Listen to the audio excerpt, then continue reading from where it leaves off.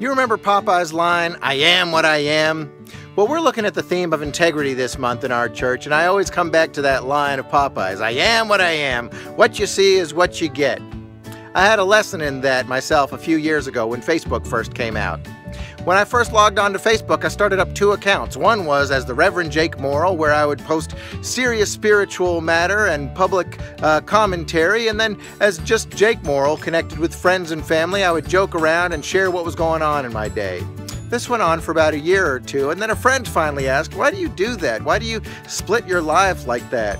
And I said, well, as a minister, it's important to maintain boundaries, to keep a certain bearing, and, not overshare with people in your ministry. And he said, but as your friend, I'm really interested in hearing the spiritual side of you. I'm interested in hearing about your walk with God. And he said, I bet your church people are interested in getting a glimpse of the playful side of you, the side that likes to laugh with friends.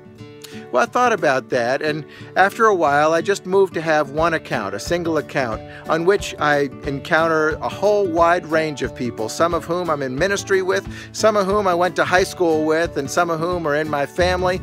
On this Facebook account, I've got friends who are in the military and friends who are pacifists. I've got people who are very conservative politically, as well as people who are on the radical left. It's a wide range.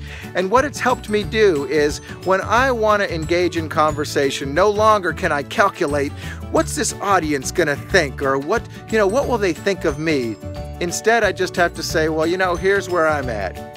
It's required of me a certain kind of integrity, a certain kind of authenticity, and with that, a certain kind of vulnerability.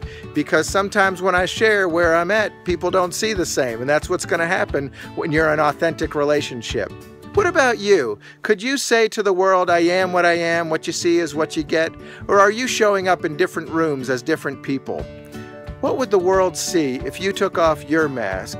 If you brought more integration, more integrity into your own walk and your own way? Good luck finding out.